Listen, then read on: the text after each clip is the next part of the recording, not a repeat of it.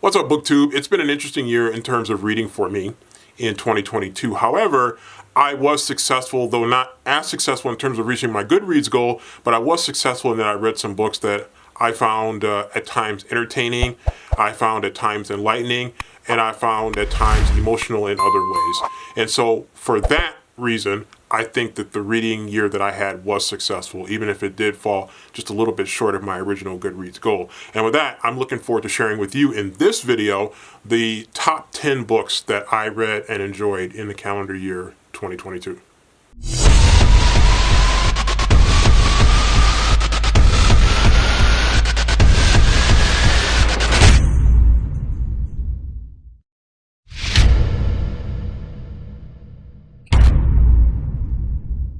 Okay, so first off, I'm going to start with a book that's going to be a little bit controversial. Actually, I have at least two books that are going to be controversial in the books that I enjoyed reading in 2022, and I'm perfectly fine with that. The first book I'm going to read is from an author that I really came to appreciate in year 2021, and I really started to put this author down as an auto read. Actually, you know what? Now that I think about it, you're probably going to hear this about a couple different authors that I'm going to say that about here in this video. But this book I thought was going to be interesting because it had a sports angle and it had a recurring character. And I thought, you know, with the success I had with this author, I'm definitely going to try this. And the author is Taylor Jenkins Reid. The book is Carrie Soto is Back. Now, this book has been a little bit controversial to some people because, you know, I think there are a lot of people that maybe missed the point of what was going on in this book. The pressures and the way that some really hyper competitive athletes handle things. This is about tennis, a tennis player, the relationship that she has with her dad.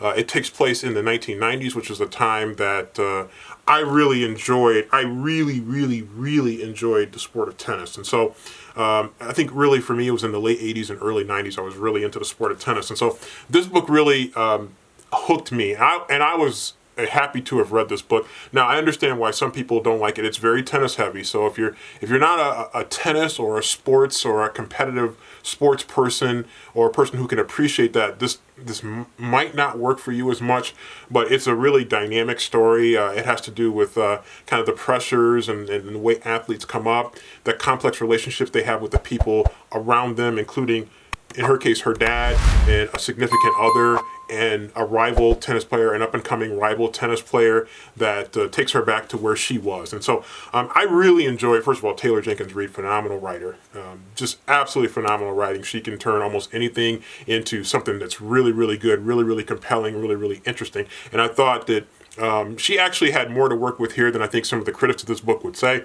This was a really compelling story. I really enjoyed it from beginning to end, and there's just so many twists and turns in it that I just really could not stop reading it. I started reading it, I was riveted, and I think I read it over a weekend, and I'm a notoriously slow reader, but I just could not, I really struggled to put this down once I started reading it. It was that compelling to see how it plays out over the course of years and almost over the course of generations. And so very compelling book. And I know some people don't like it because there's some parts of it that are in Spanish and it could be hard to follow at times, but I kind of got the gist of what was being said, even though it was in Spanish and I don't really speak fluent Spanish. And so I really enjoyed this. Definitely one of my favorite books of the year. I do like sports in fiction, and so that made it a little bit more of a layup for me.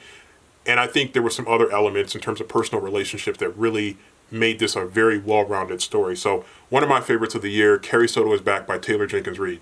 And speaking of controversy, here comes an author that is can be a little bit polarizing for some people. One of my favorite authors, absolute auto-buy author for me, right there along with Taylor Jenkins Reid. And the author is, of course, Riley Sager, and the book is The House Across the Lake.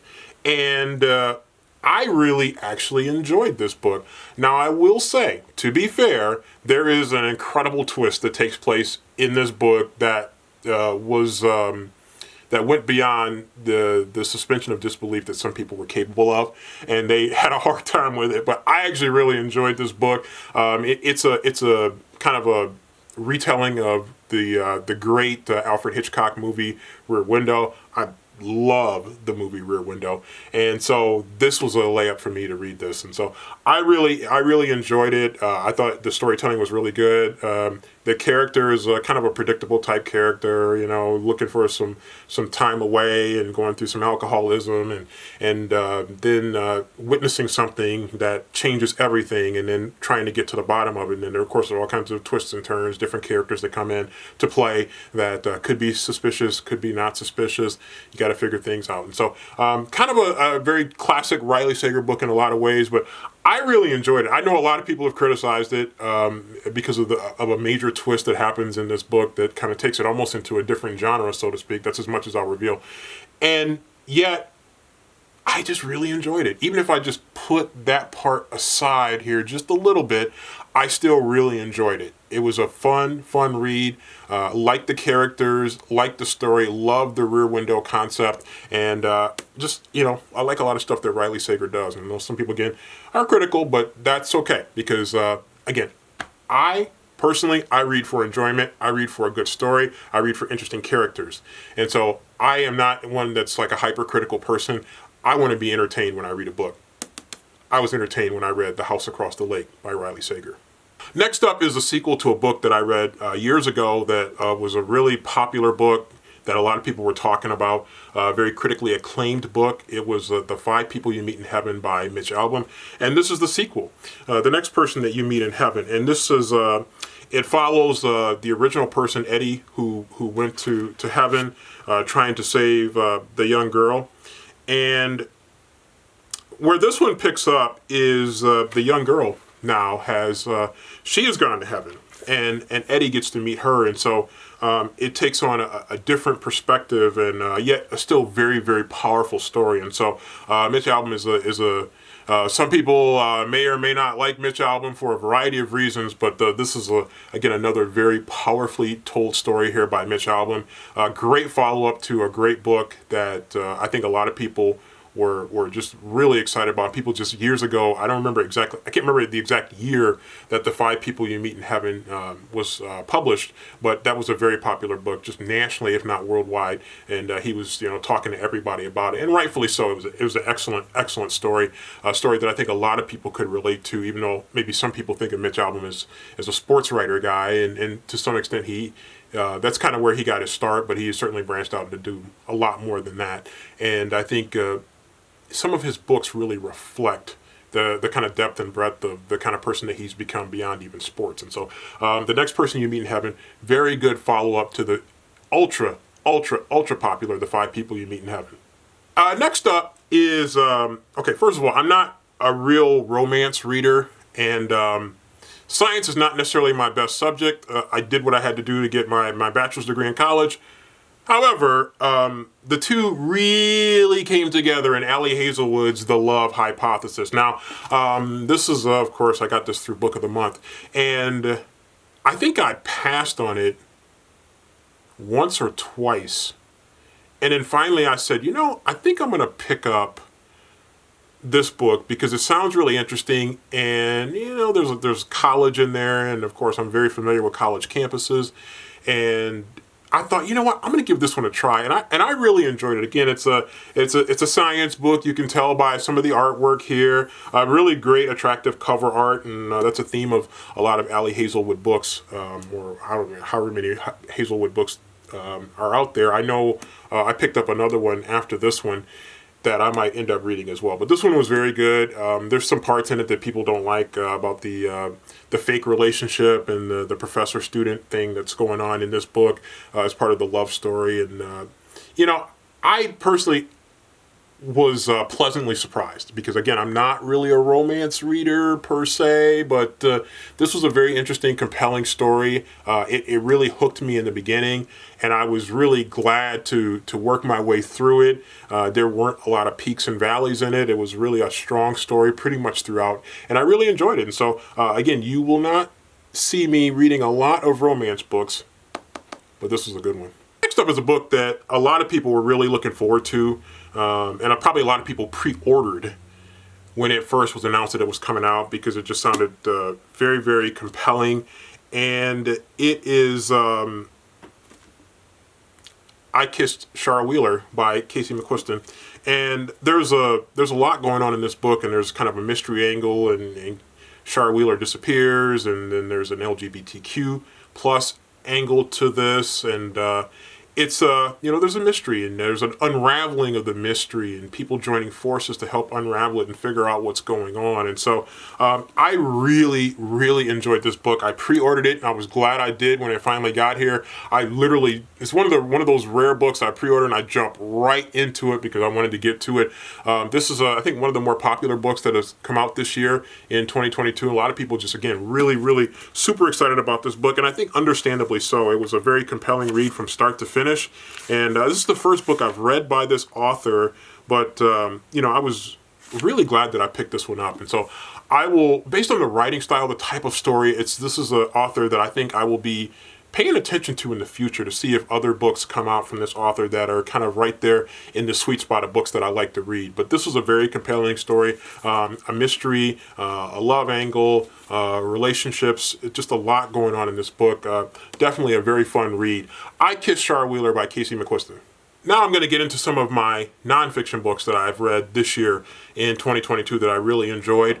And one of them kind of hit close to home a little bit, not so much because of some of the more pertinent details that I'll talk about that are on the cover of this book, but because it takes place in the state of Michigan, and a lot of it takes place in Detroit, where I grew up, where I was born and raised. And so it made this one really a powerful read for me, and one I read really fast. It's Redefining Normal by Justin and Alexis Black. And it says, the subtitle sort of up here says, How Two Foster Kids Beat the Odds and Discovered Healing, Happiness, and Love. And it alternates between the two stories as they start out separate, come together, and have their twists and turns, and they end up going through things together. And of course, there's a lot going on with health, and there's some kind of trigger warning. There's some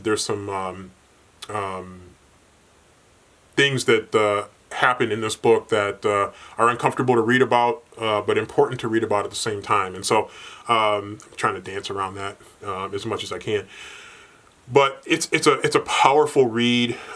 It's the things that these two had to overcome individually and then collectively as part of their journey is really very important. It talks about redefining normal, and that is a theme that you'll see throughout the book as they work their way through things and their own love and their own challenges that they face internally and externally.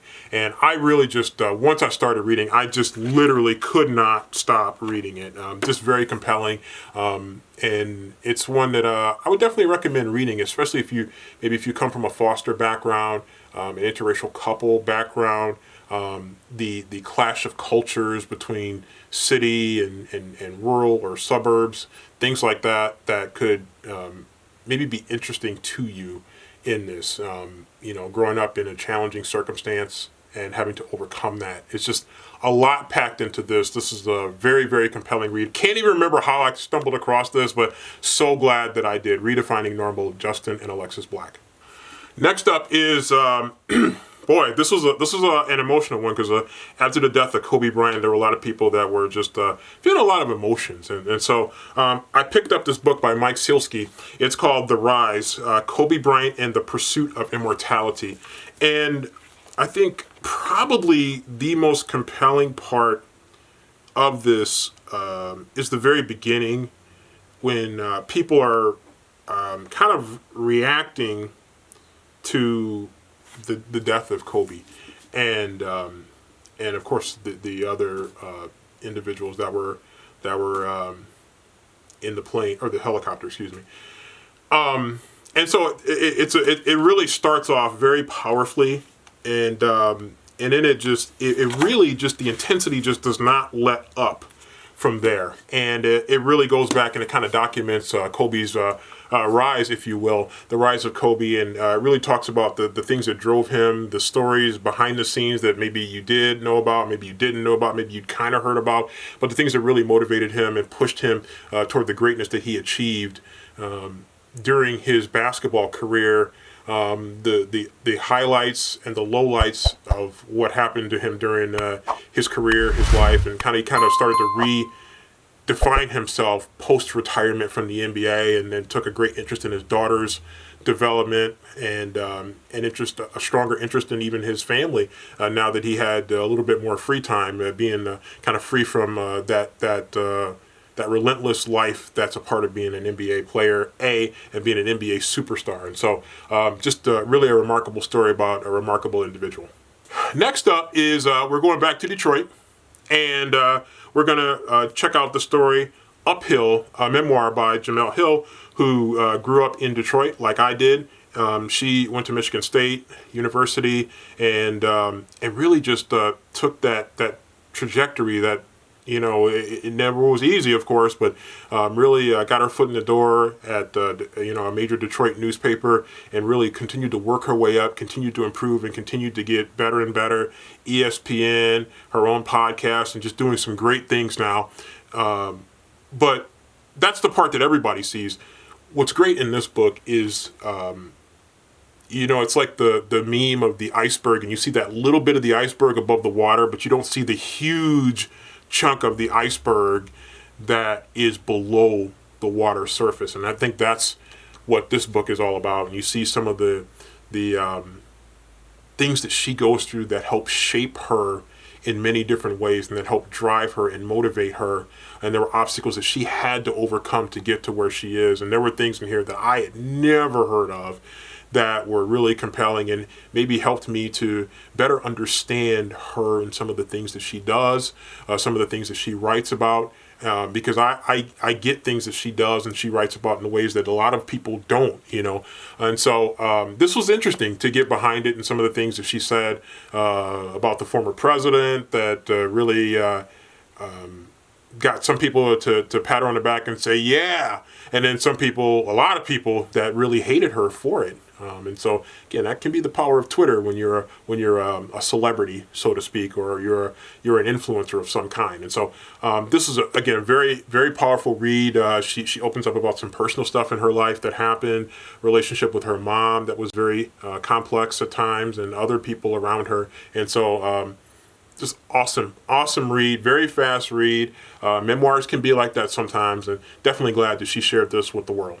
Next up is a book that I have a physical copy of it somewhere, but I don't know where it is. I think it's out in my garage somewhere. Is The Punch by John Feinstein.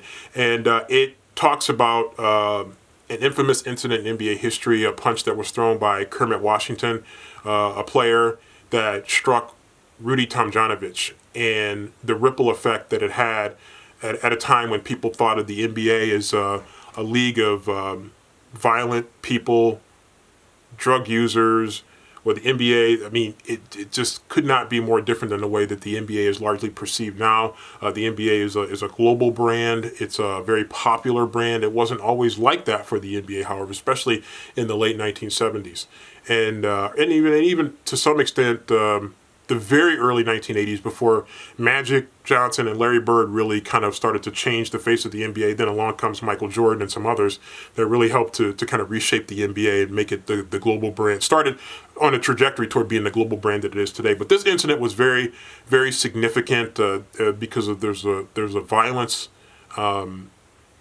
angle to it. There's a perception angle in terms of violence and drugs that I mentioned a little bit earlier, and it really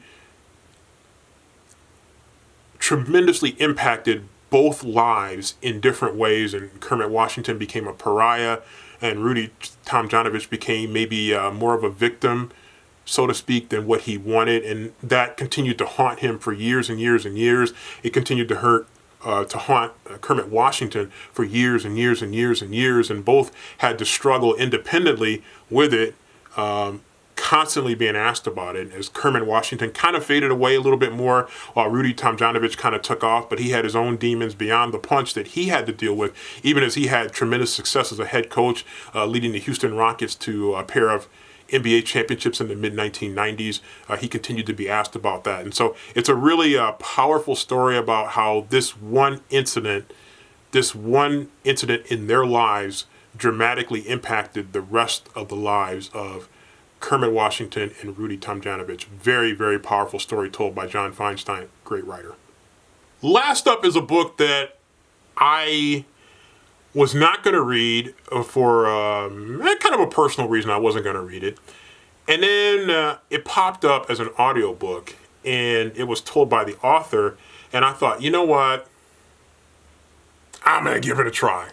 So it was I'm Glad My Mom Died by Jeanette McCurdy. And I was a little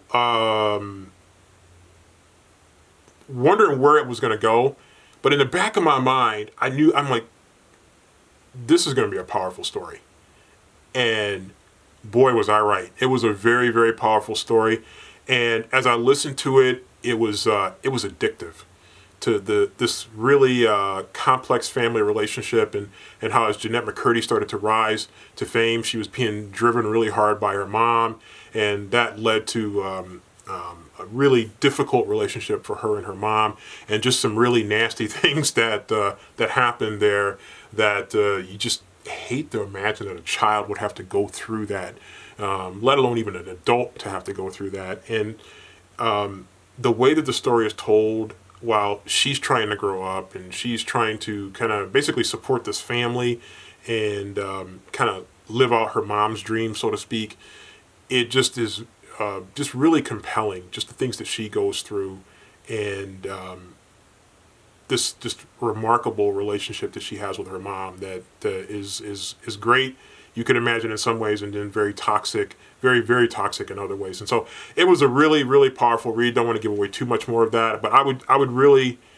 if you've known people that have had complex parental relationships, or if you've had one of those, you might look at that and you might see something in Jeanette McCurdy's story that might help you, or that might help you to heal, or help you to begin maybe the process of healing or understanding of things that you went through. And so it was a very, very powerful read. When I started to see the publicity tour, so to speak, that she was going on, in the interviews that she was doing, the readings that she was doing, I became more and more compelled by it. And then again, when I saw it popped up as an audiobook as part of a subscription service, I just jumped on it. And then once I jumped on it, I could not stop reading it. I was listening to it, late into the night, waking up, listening to it in the morning, listening to it a little bit at work, listening to it at different times, working around the house, cooking around the house, just doing a lot of things until I worked my way through it. And just a very, very powerful read.